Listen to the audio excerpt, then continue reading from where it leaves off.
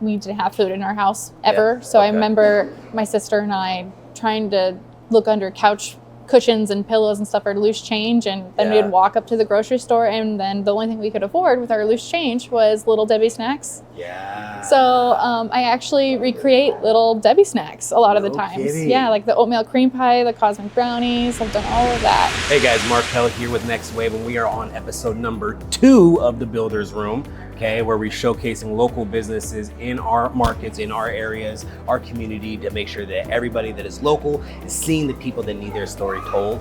And it's episode number 2, so we can change the name. Last time it was Next Up. That's a different series, okay, so we're moving forward, okay? We don't have to talk about it anymore, dang it. But today I'm super excited about who we're talking to today. We're talking to Kaylee, who is the owner of Bloom Cakes here in Kalama. We are at the Timber Market. If you haven't been here yet, you're missing out. Today's a beautiful day in particular, but it is gorgeous out here all the time. There's so many cool local businesses here to showcase, some good coffee, some good cakes, all different types of things. And so we're really excited to be able to talk about this story with Kaylee. She has an amazing story, and hopefully we can get some gems for our community and the people that we're helping and we're talking to, and give another reason to stop by and see what's going on with these desserts. Kaylee, I appreciate you taking your time and away from the artistry that you're doing here. You are healing people through your food. Absolutely. Absolutely. Yep. right. You cannot. Good word for it. It's just love. But you bite it and you're like, that's what I needed. It's like a hug. It's like a hug. No, so I appreciate you being here. Thank you.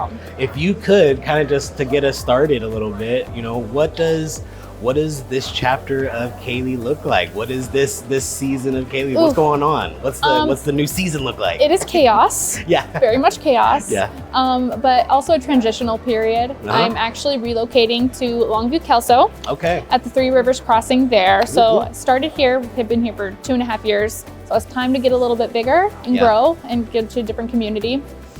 So chaos. Yeah, no kidding. No. Yeah, but Good also problems. very exciting. Yeah, exactly, very, very right? exciting. Yeah, starting fresh. What's it like having to move to another location? So first off, getting to one location is incredible, but getting to going to your second location, that's a whole new chapter of business work in itself. Right. You've already gone through finding one, how that feels, and then all the way into I got to find another location, or for whatever reason. What is that kind of like? What's the day-to-day look like for that? It's a little intimidating having to figure out all the logistics with the permits and the licensing. Seems way over my head because I just bake. I do baking. So that is easy, but the rest of it is a little intimidating. And then it's exciting at the same time, starting fresh again. Kind of made myself known around the community already. So exposing myself to a bigger community. It will just be a good step moving forward. Yeah, just different problems, right? Yeah. Well, perfect. And then another question, and then I can't wait anymore to get into the food we have here and the assortment of different things that you guys showcase here and the way you guys present to the community. But before that, what's outside of work, inside of work? I know with business owners, so much of our happiness and stuff comes from achievements through our work. Right. But what is it that's bringing you joy right now? What's bringing you, Kaylee, happiness? Whether it's inside of work or outside, what is it? Definitely outside, I would have to say right now. Yeah. My family is my core being. Yeah. So I just got married 2 years ago, almost 2 years ago. Congratulations. So yeah, got a little blended family happening. Yeah, so absolutely. yeah, we have 4 kids ranging from 14 to 9 months old. I know, that's a spread. Yeah, it is How a many spread. kids? 4. Yeah, there we go. I feel that. So we have quite the household. Yeah, we have 4 kids ourselves. Yeah. So now you guys are on, instead of man-to-man coverage, it's zone coverage. Oh, for It's sure. completely different. It's completely Yep. different. You We need a have whole a 14-year-old though who can kind of, help come a little in and bit. play. There we go. There we go. Yeah. That's perfect. So- Come and play safety. There we go. Yep. No, that's perfect. Family is a huge thing, and especially with how taxing this type of job can be and stuff like that. We really figure out our family, that why, right? And and how deep it is. And then when we get to spend that time with them or be able to be with them and stuff like that, it It just keeps recharging that Yeah, battery. even for us more to keep special, going. honestly. Yeah. Mhm. Well, okay, so let's Yes. get into what we got. If you mind kind of walking us through what we are going to be trying right here. Where to start? So I would say we start with the salted chocolate chunk cookie. Okay. Previously, this has been called the Kalama cookie. Ooh. So it's very rich, dark chocolate. It also has some brown butter in there, cinnamon, oats, and some Malden salt right on top there. Yo, that is stupid. So the way I took it, so I flipped it upside down. Interesting. I flipped it upside down, took a bite of that dark chocolate piece, and it was like fudge first, fudge with the sea salt on it. Yeah. But then you get the cookie crunch. Oh my Yeah, God. it has a lot of layers. It's not just your generic like cookie that tastes like every other chocolate chip cookie in the world, but Okay. it has depth. Tell me about this one. Like, so walk me through what this cookie is again. So it's the salted chocolate chunk. So it Right. has bittersweet chocolate inside the cookie along with some ground oats, some cinnamon to add a little bit of depth and spice in there. Okay. A lot of brown sugar, a lot of white sugar, Yes, a lot of butter, all the goods. Yeah, absolutely. Yep. And then I got topped with some more chocolate. it. So it's funny because on this Kalama, the waterfront right here, I'm mouth full right now. On this waterfront, and you know, it's got to give me a reason to run, and then I can just stop in and get an insulin boost real quick. I hear that a lot. And just keep it going, right? Yep. Just go burn it off, feel good about myself, have my cookie, and life's good. Life's good. Mm-hmm. Okay. So that was crazy. It tasted like breakfast and dessert at the same I time. could see that, yeah. What else we got? What else? Well, you're in for it. Okay, let's break up the chocolate. We're gonna go with the brown butter blondie. This So, guy right here? yep, it's Brown kind of butter similar to a brownie, but without the chocolate. It has a little more of a chew factor to it, Okay. more crunch, more butteriness, Say the name. butteriness. Butteriness? Yeah, there and we go. then some cream cheese frosting on top. What's there. the name of it again? Brown butter blondie. Brown butter blondie. Yep, that's her. Brown butter blondie. Hey. Let's try it. I haven't had one of these in forever. I'm telling you, these are by far the best seller. Everything is so moist. It's like you patented this like certain level of moisture. Oh, well, thank you. Yeah, that's crazy. I'm gonna bite. Yeah, I'm gonna baby be bites. asleep before the end of this. Yeah, exactly. Baby bites. Okay, so what's next? Going back to chocolate, Okay. you have the chocolate brownie. Okay. I change these flavors every single month, so I change the Okay. topping on them. Okay. This one is a salted caramel.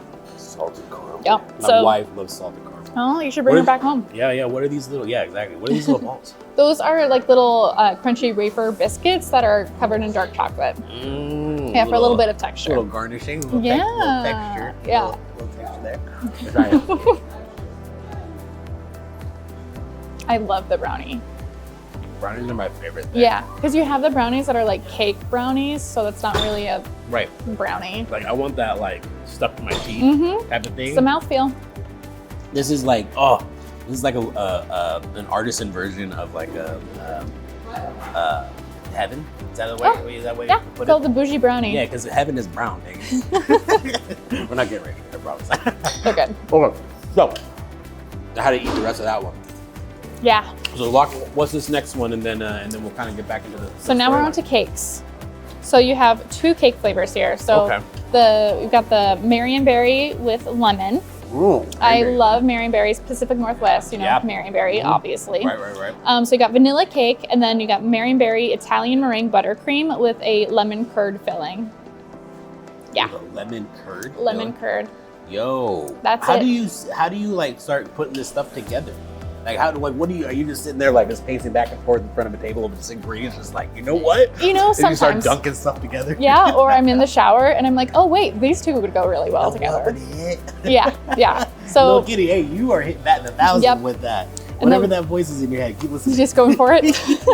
Yeah. And the one you're trying now is the strawberry cream. So Okay, it's a strawberry vanilla cake, vanilla Italian meringue buttercream with a strawberry vanilla bean pastry cream and a vanilla shortbread crumb. Kind of The like that crunch ice is- cream. The crunch is so perfect. Oh, yeah. On top of it. You need that textural component. So the cake is again patented level of moisture. Some moistness. However you did that. I don't know what you did there. And then is like you said, like ice cream. But Yeah. it's just not cold. Yep. But then the crunch on top of it, like if you like that little bit of crunch, but with that nice bit of that sweetness and that softness, so it like marries together correctly. This is crazy. I'm gonna try that other one. Yeah, do you want me to hear? me get that. This is the Marionberry. Yep. With the beautiful garnishing on top. Thank you. Yeah, I like to use more edible garnishments instead of stuff that it's not really taste worthy. As someone, I mean, I will pick, through my food and stuff like that, but when I don't have to, I love it. Yeah. I'm excited what you think about that one.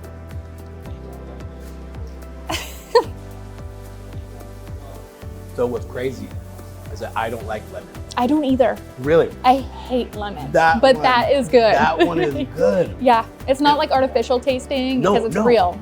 So that's the thing too. Like I love lemons. Yeah. I hate like lemon desserts. Totally get it. Hold up.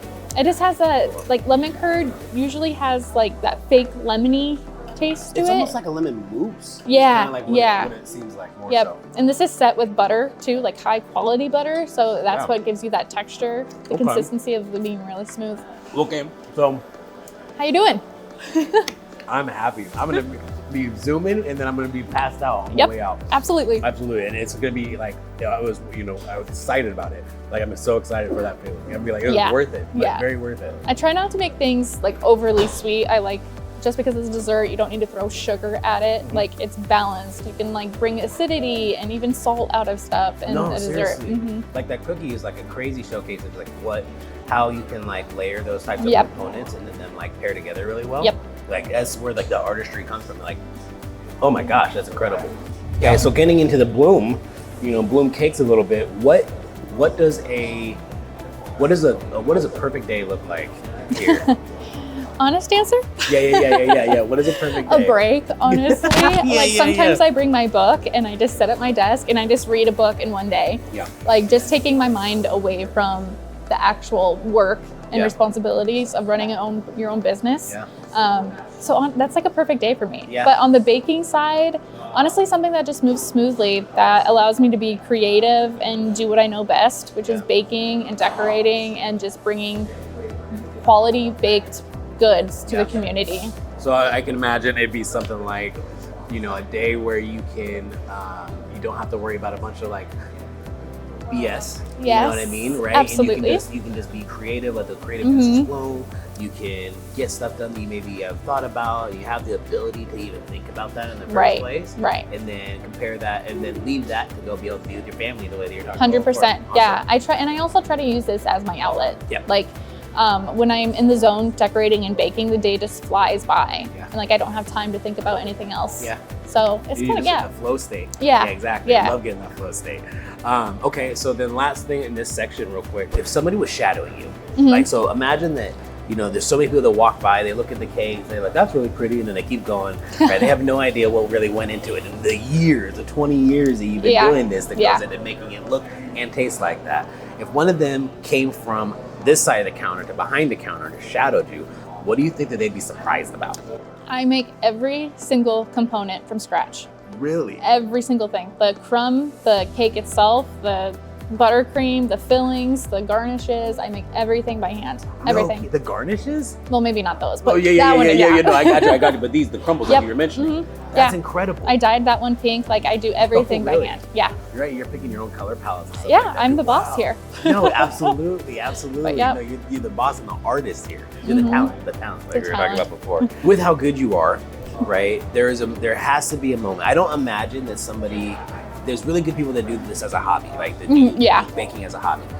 But you can always tell when somebody is a professional versus when somebody is just doing it, unless there's some prodigy that Gordon Ramsay is going to find or something like that, right? So that doesn't exist. But like, so when did this go from a hobby of something that just was like, I'm assuming an outlet for you, like people paint and stuff like that? Yeah. When did it go from that to being like, hey, I can do this? When I made the decision to go to culinary school. Yeah. For sure. Yeah. It wasn't my first opportunity to go to school. It was kind of always on the back burner, something I knew I wanted to do, like deep down. But had other opportunities come my way, so I went that direction. Was the wrong direction. Yeah. Okay. And then went to culinary school, and that's when I was like, this is what I truly love to do. Yeah. Yeah. And it's going to be like my end goal for sure. So many people have a hard time finding their vehicle. Yeah. Right. When it comes to business, and we have so many skills, so many talents, so many things like that to be able to tap into that we can really monetize, and we don't give ourselves enough credit for it. What was, and I think it comes to do with like, how do you listen from like how do you turn your brain off? How do you listen to your heart a little bit more Right. trust? What was it that you were like, baking is a little bit more to me than just a hobby. Like this does something when I do this, Right. and I get to do it and have fun with it. Yeah. This does something internally, and that version of yourself is probably somebody that you love to be. Right. So you know what I mean? Like, No, I totally get it. Yeah. So I've always loved baking. I grew up in pretty adverse conditions. I was the fourth kid of my parents, and so I think by the time I was born, they were a little checked out of being parents. Gotcha. So it was more of like fend for myself situation. So I was forced to make dinner for myself when I was like in kindergarten, and doing all of this stuff. It's kind of where I started Betty Crocker cake mixes. Yeah. Throwing stuff together. It probably failed a lot of the times, but whipping the book out. Yeah. And it just kind of gave me that sense of like I can take care of myself, a sense of independency. Yeah. And I also loved it. It was a creative outlet. It was a coping mechanism for a long time. It probably still is for me right now. But I wanted my job to be something that I didn't feel like I had to work really hard for. And then so when I never felt good at anything growing up. I wasn't really like sports savvy, book savvy, any of that. I was just kind of mediocre in my mind. And so then when I made the decision to go to culinary school, that's kind of when a light bulb went off and I was like, oh wait, you actually do have a talent. It just needed to be explored and discovered. And so then that's when I leaned into that.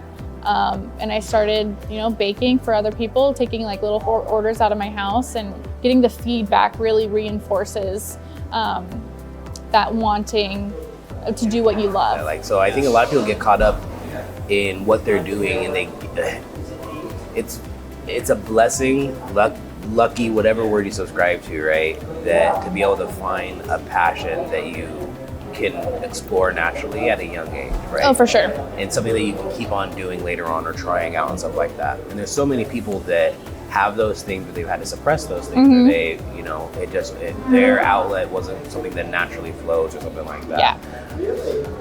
People need to, I feel like people need to start loving themselves and loving that version of themselves a little bit more. Living freely. So that you can understand like how, like what is that skill? What is that passion? And like, let me dive back into it a little bit and regain some of that. For sure. So many doors open, so much perspective of what's available and stuff like that you can do kind of changes.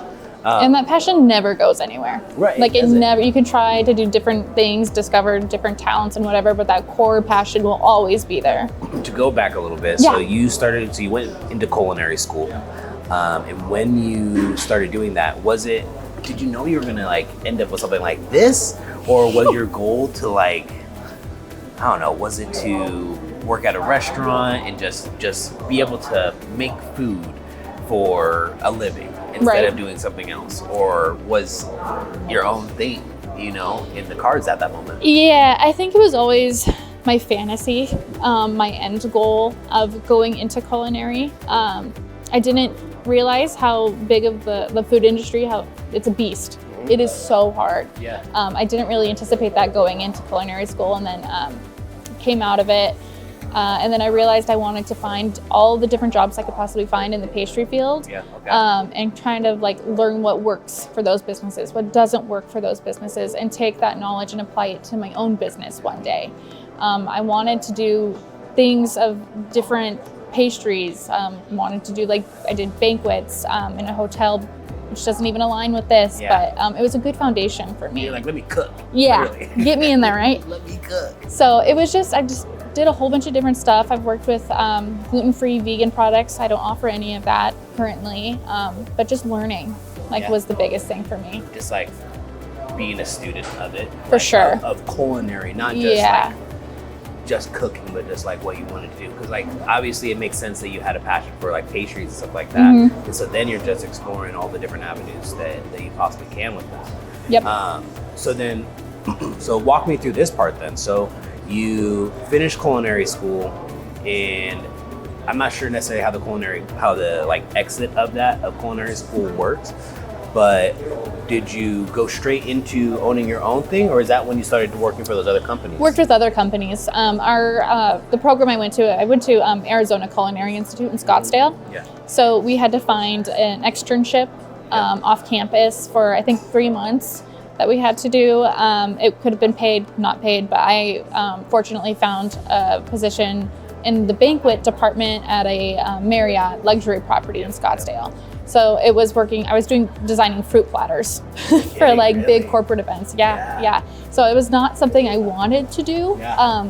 So I would have to walk by the pastry department every single day in the banquet uniform. And I was like, I want to be in there so bad. That's it. That's my uniform. Yeah. You're wearing my uniform. Exactly. Right now. Yeah. And so Gotcha. eventually I just went and approached the pastry chef there, and I had an interview and got hired on the spot to move departments. And yeah, that's where I started. Okay, so how long between after you left culinary school before starting your own thing was it? Oh, geez, it's been, almost 9 years. Almost 9 years. Yeah. So you've been in culinary for about 20. Yep. So about half of that is spent owning your own thing. Right. Okay, so you spent a decade, going through learning. Learning. and how to do this, how to do it correct, putting those pieces together. Mm-hmm. What were some of those components that ended up showcasing, what was that like roadmap of like different things that you kind of like learn along the way? You know what I mean? Like there's these like milestone moments. The biggest one that sticks out to me is I do not do well working for other people. Tracking. Okay. I do not do well. I have quit numerous jobs because I want to do my own thing. I want to be self-expressive. It's hard working under people who don't really align with what your beliefs and core like job values are. I like to do things that are different. I like to challenge people on their palate. I like to challenge things creatively. Not like taking a picture off of Pinterest and just copying it and saying, here's your cake for money. Yeah. Like that's not me. Yeah, no. It's funny you mentioned that too, because it's like there's that type of person, right? That is like, I'm meant for all kinds of stuff, right? Yeah. And meant for all different types of things. But you get into that like 1% of people, 1 to 2% of people that are they're like 1099, they're trying to do something on their own, right? A lot of people like attach themselves to like a bigger corporation, like entity, right? Like restaurant or something like that. But at the end of the day, it's like you have your own certificate that you went and got, and you have to go pursue getting work with that. And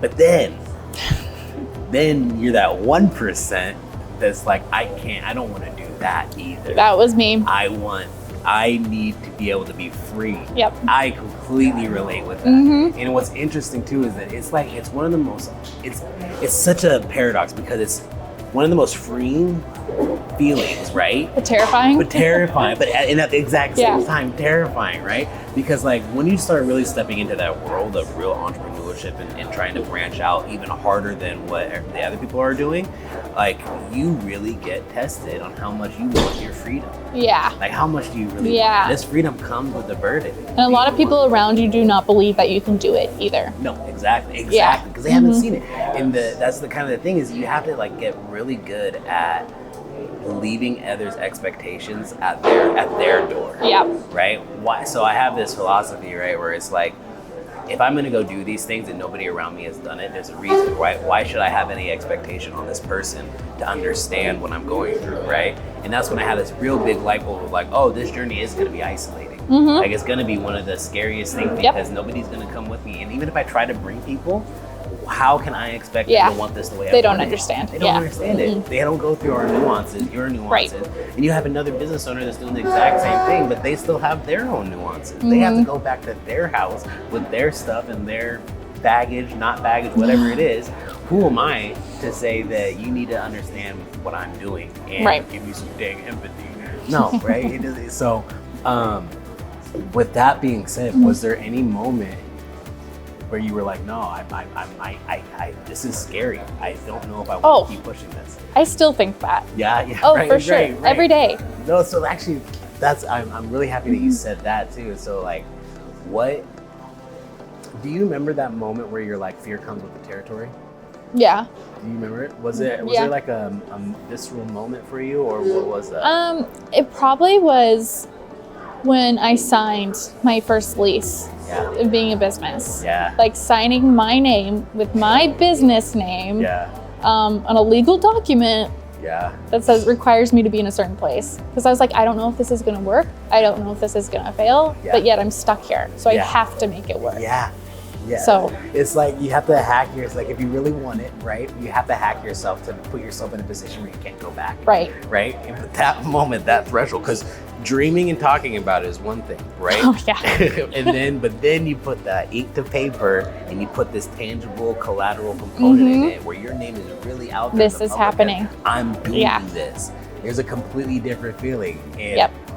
okay, question then. Talking to that person, that version of yourself. I know this is a question I ask a little bit later on, but talking to that version of yourself, what would you tell them? Trust the gut.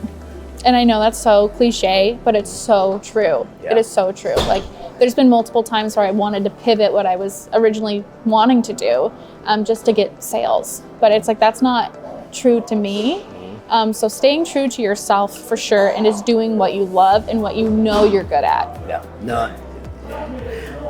Finding your passion, finding that vehicle, and then obsessing over it. Oh, for sure. Right? You know, there's that thing where like your brain does some really incredible things where if you obsess over stuff, you'll find all different, you'll see it all over. You'll see how to achieve it, how to get it, how to like what the roadmap is for what you want to do next and all this kind of stuff.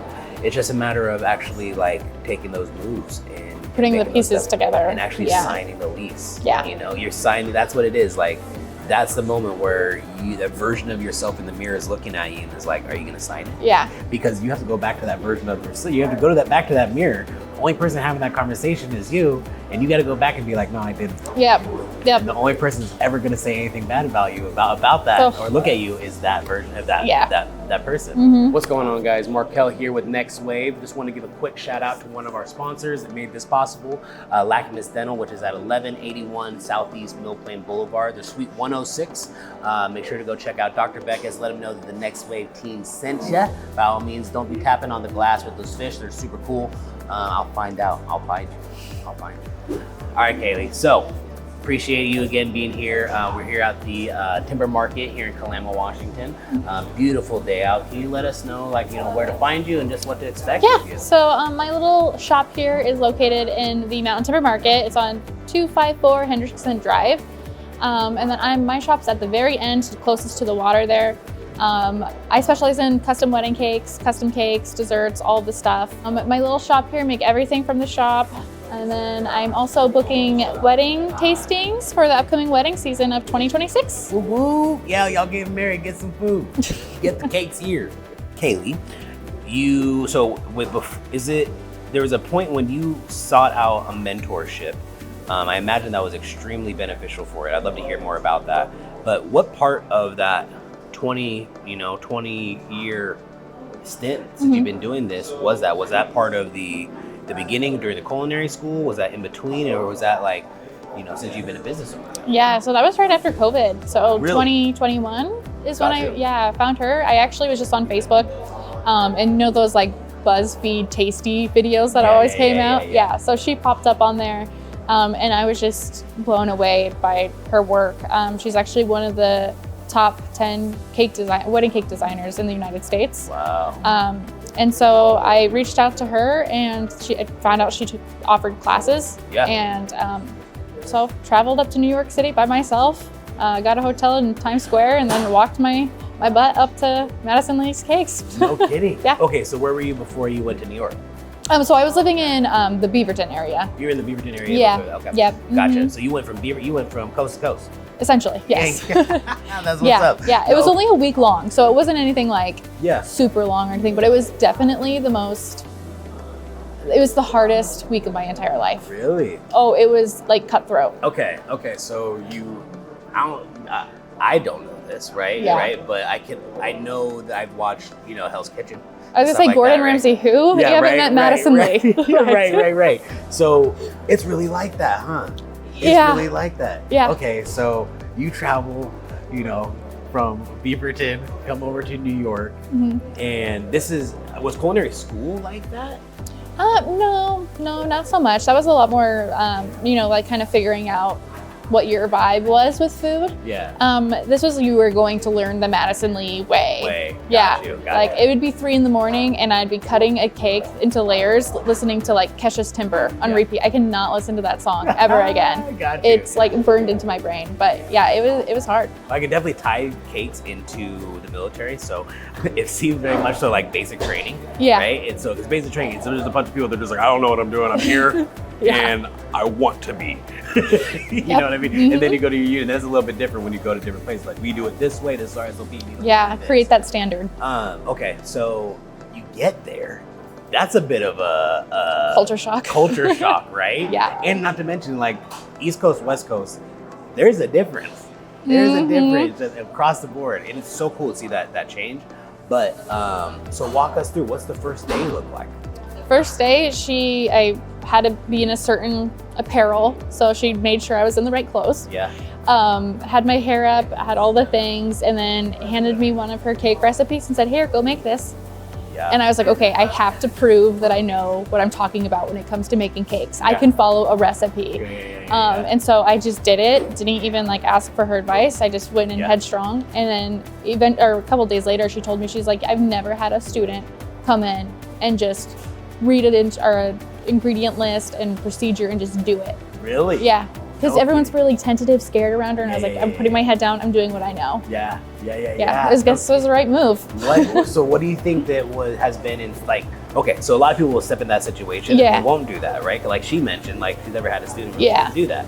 So what is it about your upbringing, your character, or something like that like what triggers you to go into something and just like, you know what, this is fine? Yeah, I think the fear of failure. Yeah. For sure. That's always there with everyone. Yeah. But also I wanted to prove myself. Want to prove myself to other people, but also to myself that like I am capable of doing what someone who's a professional in this industry can do. Mm-hmm. Especially if I was learning directly underneath them. Like I wanted to be recognized in doing something like that. That's real. I think that people don't realize how many accolades they'll get if they start caring about if they're proud of themselves. Yeah. If you're proud of yourself, you don't even have to worry about the accolades coming from other people. They'll come because it's authentic, right? It's powerful, right? Yeah. People like to see that's inspirational. For sure. You go to New York. You're in this. So day one, you get this recipe. You kill it,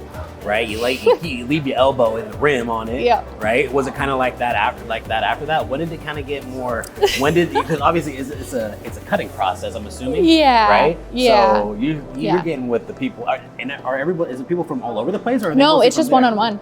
Okay. And are people from like all over the United States, or is it like mostly people from over that area? I'm not sure actually. It's pretty much accessible to anyone who finds her and wants to take a class from her. I imagine it's a minority of people that are farther away though. Yeah. Which kind of comes with that scare factor. Yeah. Coast to coast. And you have no family, no friends in the area to fall back on. New York.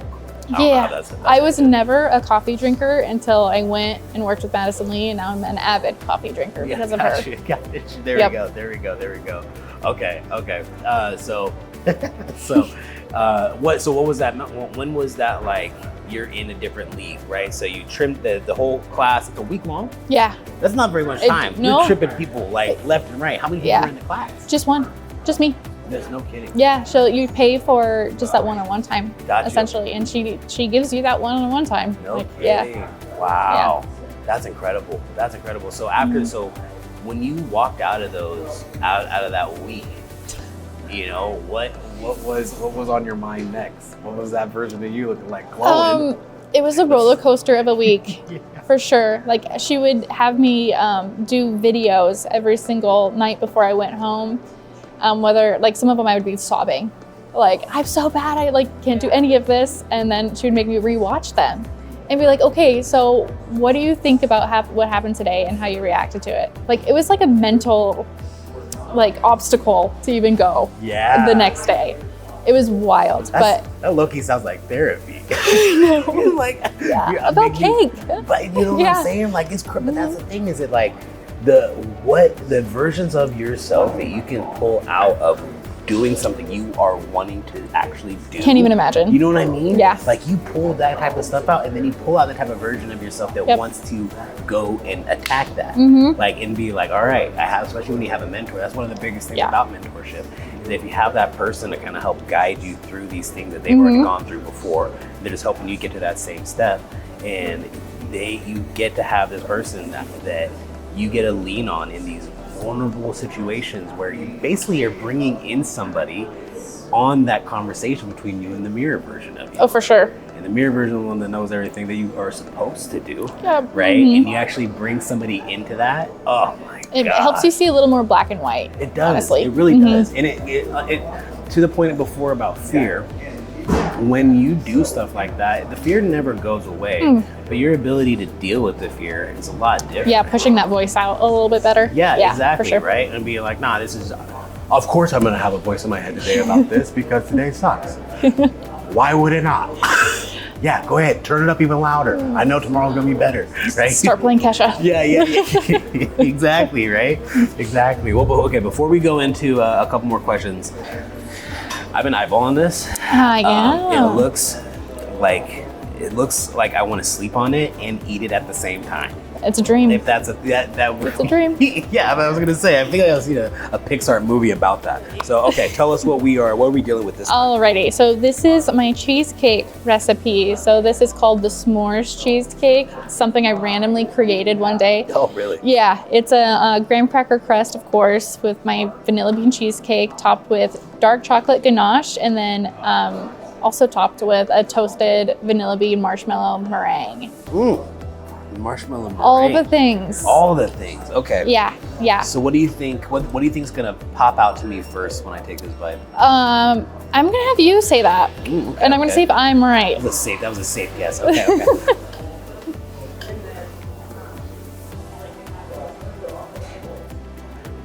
Okay, I'm gonna say what I was thinking. Okay.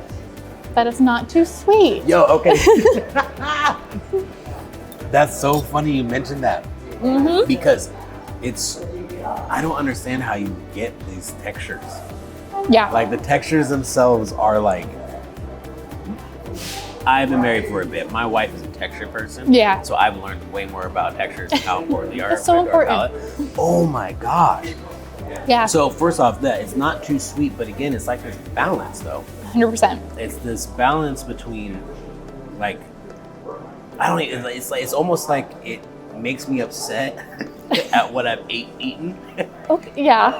Like, it's like, oh, so this is what it's supposed to be like. I know. What the fuck have I been doing? I'm so sorry. So sorry. How dare these people? No, you have to compare Try to everything to tell me. this. Yeah. Exactly. Yeah, I know. And it's so simple. That's the thing. People make things so overcomplicated when it doesn't have to be. Go back to the basics, execute it well, and then it works. Extremely well. Yeah. This one's gonna get smacked. I'm sorry. I told you it does slap. Okay, so I know you mentioned the lease, right? Obviously, that's a huge one. Yeah. Was there ever a moment or like a thing that outside of that you were like, oh, this one's kind of scary, right? Yeah. Maybe like moving to another location or like anything in between there?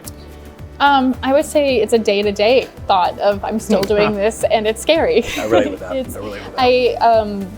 Like imposter syndrome struggles with that so hard. Yeah. So I'm fighting that, like, you're not good at this. What are you thinking? What makes you think you could be successful at this? So I deal with that pretty frequently. No, but that's huge too. That's super huge because one of the things is that, like, with the imposter syndrome, right? Who am I to do this?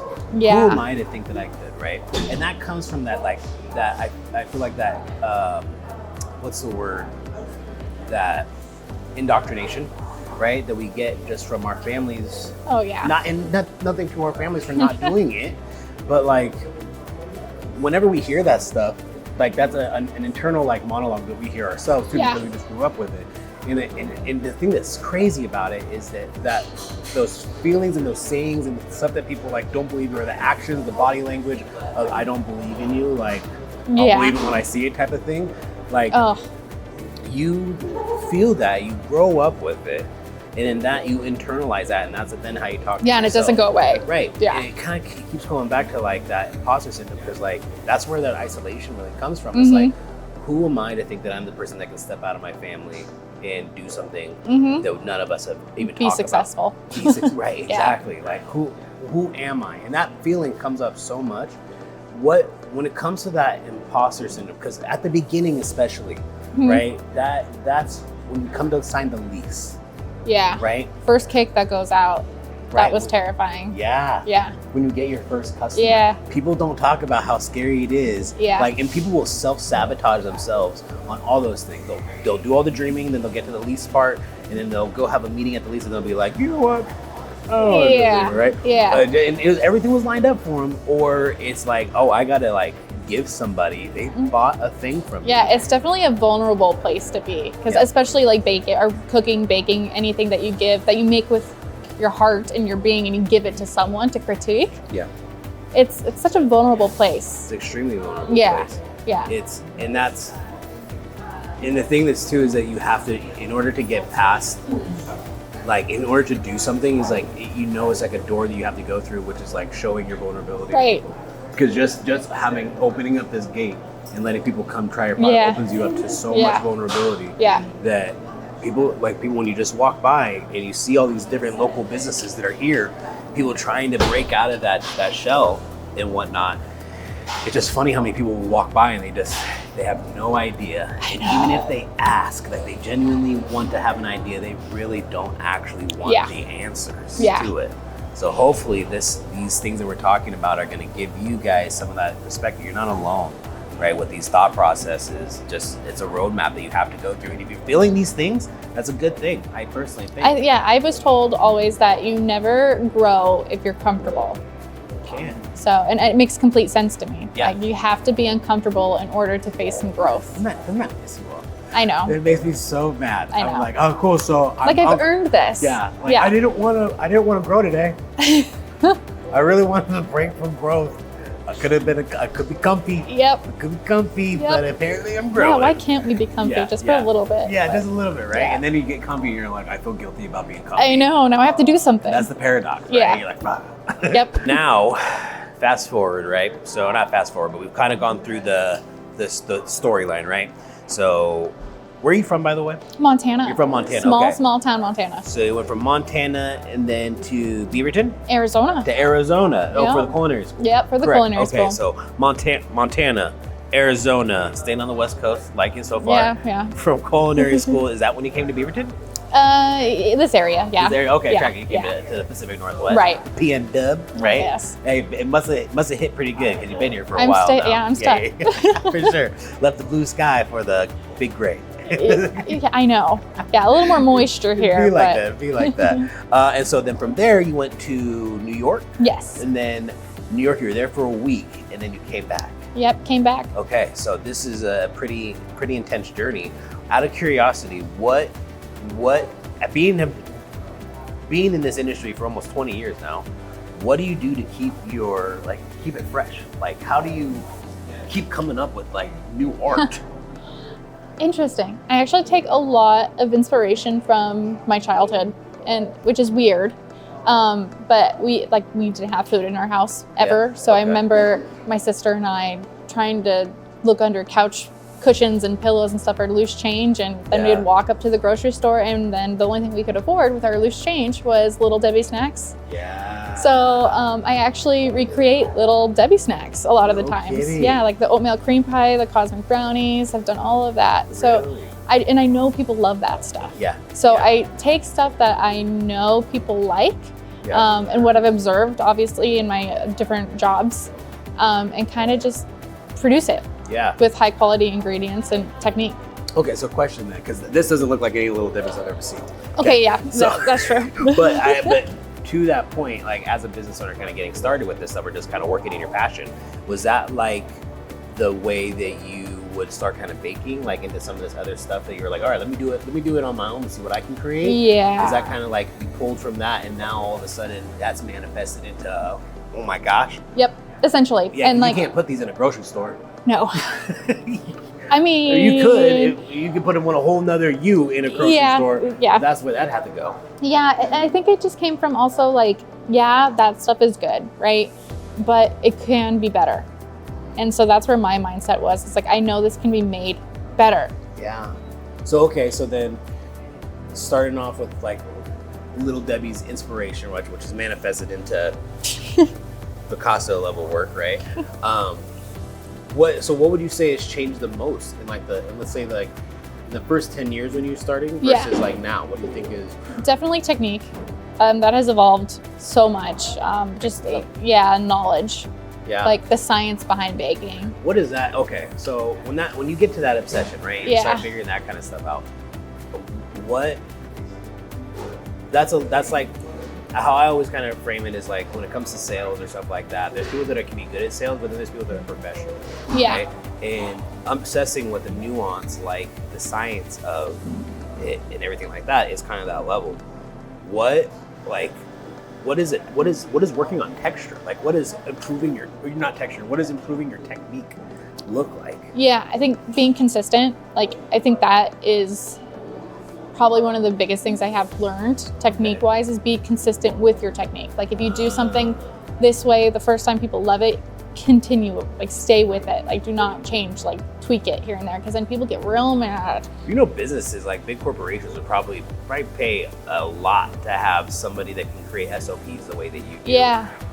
For them, you know what I mean? That's crazy because like creating a standard of operating procedure is like something they usually do like every once in a while, right? You adjust it. It's like a living document, but you're having to do it constantly. And did it even ever seem like, when were you like, I need to fix my like consistency? Like how did that like, was it like a cake that came out poorly and you're like, I did everything the same way? I think it might honestly be this might seem like a weird answer, but my palate has evolved. Okay.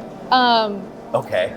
I know it's kind of a weird answer. No, that makes sense. But it just goes back to, okay, you made it this way once and it tasted good. Yeah. But it can be better. So what components can I change to make it even better?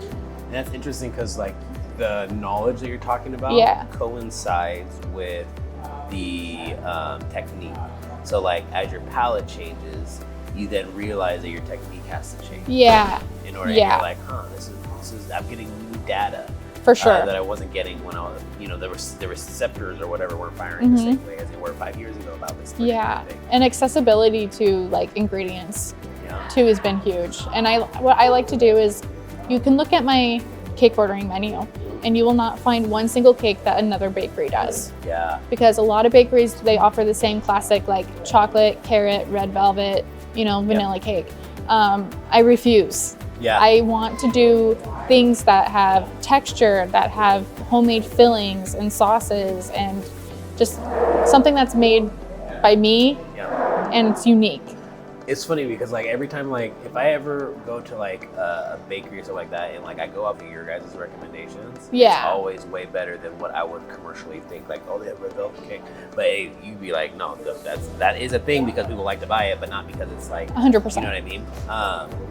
Because the other thing too is that when you see cakes like these, usually it's like, oh, this is a decorative cake. The outside of it, like they got really good at decorating the outside of it, awesome, but the inside's not gonna be that good. I know. This stuff. So actually with this, can you tell me a bit about what we got going on here with this cake? Yeah, so this is my chocolate blackout cake.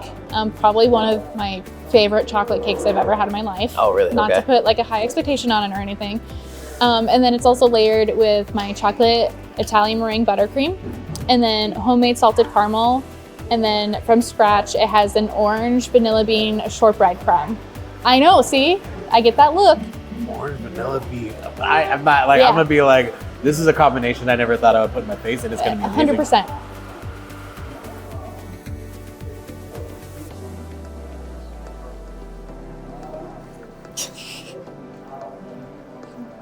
What's in this filling again? What is that? It's a salted caramel, chocolate buttercream, and then it has the vanilla bean with orange shortbread. Is that what's crunching? Yeah.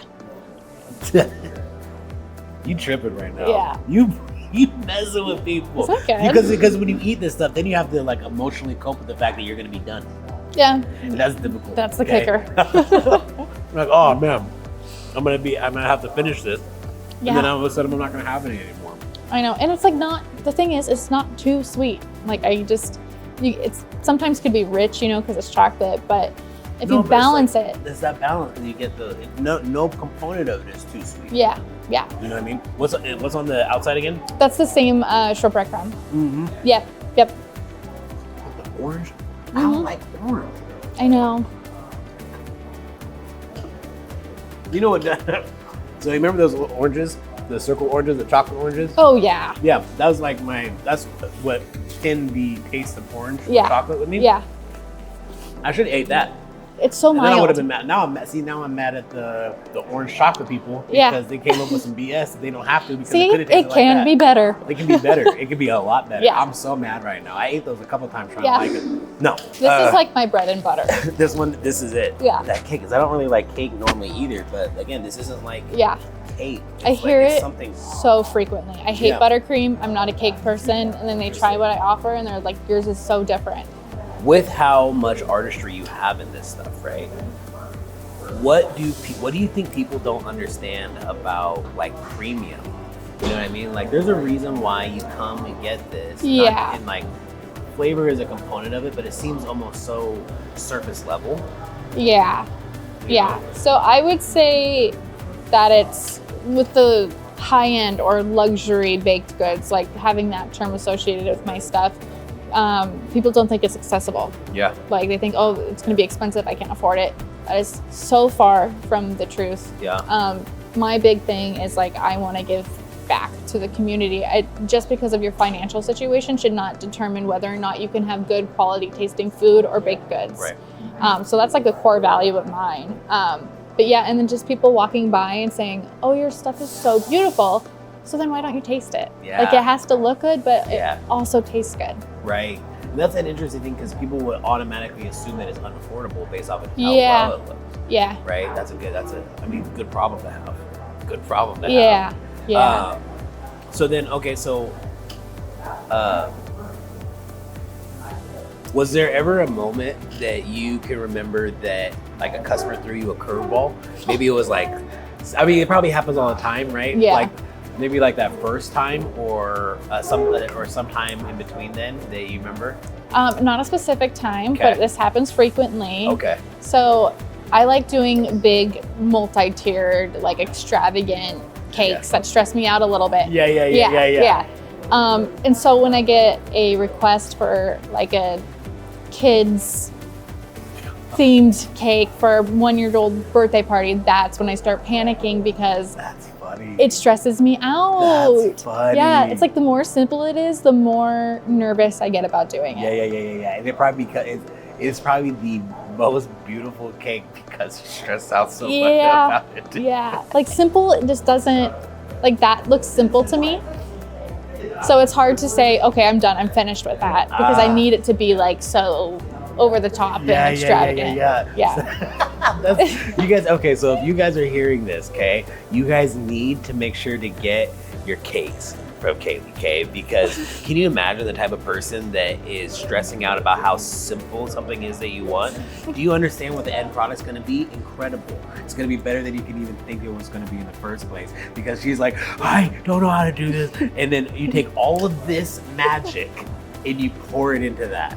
Okay, good stress is good stress for us on the consumer side of things. Yeah, and that goes with look and flavor. Yeah, no, right. How do you make simple look good? How do you make it taste good? Right? Yeah. All that and give the same type of level that they would get from one of your staple products, but through one of these custom components that you're creating. That's a difficult task. Good problem. So, and then I know one thing, kind of going back to going to the hardware, jumping into something like this. What do you think imagine you're talking to somebody that is starting, wanting to start their own studio and provide their product and stuff like that. What do you think is something that people overlook when they are getting into an inlet studio space, right? Yeah, a couple things. First thing that comes to my mind is the demand, the need for whatever you're doing. So like why I came to this location specifically was because between Vancouver and like Olympia, there's really no one who offers wedding cakes, like big tiered wedding cakes that are executed like nicely. Yeah. But if you look at how many wedding venues are in that same area, it's like hundreds. So I'm like, okay, obviously there's a need for what I do. Yeah. And so that's my wedding side of the business has skyrocketed. Like I've tripled the amount of weddings I've done since my first wedding season. No kidding, congratulations. Yeah, super exciting. But also overlooking how hard working every single day can be and how exhausting it is. Yeah. It hasn't led me to burnout like everyone talks about yet, or I don't love what I do any less because I'm here every single day. But it is really hard. I think burnout is kind of one of those things like the ebbs and flows of fear. Yeah. Right? Like there's moments where you will be tired and you won't want to do things as vigorously as you normally would. For sure. Right? And all it is, you just gotta like, just wait it out. Like let that time pass, it will pass, right? Yep. This too will pass. Yeah. Whether it's good or bad, this too will pass. Yeah, right? I struggle with having nothing to do. Like if I don't have any orders, that's when I struggle the most. Like I need to have something to do or else I'm just gonna sit there and read my book all day. Yeah, no, absolutely. Yeah. Okay, well, and Kaylee, I wanna say I'm really grateful for just this conversation in general. If we could leave the audience with a couple more things to the younger you, what would you say? No, the person that you are now, right? And thinking about like running into this version of you, you're waiting for coffee together. Weird. You know what I'm saying? Yeah. Weird, right? What would you, and you're having this conversation, they're telling you about their dreams, what they hope is gonna happen. What would you tell this version? It's honestly so simple, and it's just to do what you wanna do. Yeah. Like, who cares about the rest? Who cares about the finances? Who cares about the risk? Any of it, just do what you want to do, because if you never do, you will always look back and be like, what if? Like, what if I did do that and I did really well? That right there, what if, right? The way that you say that what if, right? It does everything. Yep. What if I fail? What if I don't? Exactly. We never look at that. Yeah. We never look at the success that we could potentially have. It's always the fear that we focus on. If we live in a world where it goes against the doctrine of the flow of how everybody is doing it, right? Why should it not feel like that? Why should that voice be quiet? It shouldn't be quiet. It should be the loudest voice in the room. Yeah. It's your job to figure out that voice is that voice, and that it's not the one that's talking about your purpose. Yep. If you, I swear, as long the thing between like entrepreneurs that or people that own their own studios and all this kind of stuff, is that they just listen to that small voice a lot better than they listen to that loud voice. Yeah. And everything falls into place. Yeah. It's eerie. It's crazy. It's really weird. Like when you start really like feeling like you're in your purpose, and like there's so many things that just yell at you. They're like, yeah, you are. Yeah. You're here. You're right where you're supposed to be. You're right where you're supposed to be. So last thing about the food then. So to kind of shove it off, what do you think if you were to if somebody was taking a bite of your food, what do you imagine that they are going to go through? What should they experience with that bite? It should be good, I hope. Yeah. But also I feel like a sense of relief. Yeah. As weird as that is, because people work for their money. Yeah. This is a treat. It's not a necessity, right? So you're spending your hard work money on a bakery item. Yeah. So to me, it should be good. It should look good. And so when someone eats my stuff, I just want the relief of like, wow, this actually looks good and it tastes good. So to that point too, it's one of those things where like, I have never been upset with like paying for what I get, right? Yeah. So first off, being that your stuff is affordable when this stuff is like usually not. It looks like, I've seen like $20 croissants that were like just super shiny. It's crazy. Anyways, once like somebody taking a bite, like the satisfaction of this thing is banging. Yeah. You know what I mean? It Yeah. has those layers, it has those levels of expertise. It's like, yeah, I would go, I'd pay more. And then you get it. Yeah, and then you get it. You get it. You really get it. Like you look at the whole business, you're like, this place. Take one bite, you're just like, you know what? That green is a lot greener than I thought when I first walked up here. You know, you just, your whole life, you start bebopping around. Well, Kaylee, I thank you so much for the insulin boost that I got for the day. Love to help. But then also just sharing your story Yeah. with the community. I'm excited to put this out there. This is going to be, I think there's going to be a lot of good that people can extract from this and a lot of value. Yeah, I hope so. Yeah, so thank you so much, Kaylee. Yes, I appreciate absolutely. it. Absolutely. And you have an amazing one. Hey guys, I hope you guys enjoyed this content. By all means, take a look at some of our other videos. Hopefully you'll find some value. Hopefully you'll extract some knowledge from some of the business owners that we've talked about, our local community, making sure that we're showcasing some of this information from people that are right here in our backyard that can help make sure that we understand that we're not alone in these journeys, that there's a lot of fight in us and there's a lot of fight to keep going and a lot of contribution that we can give to our community. So cheers, Next Wave out.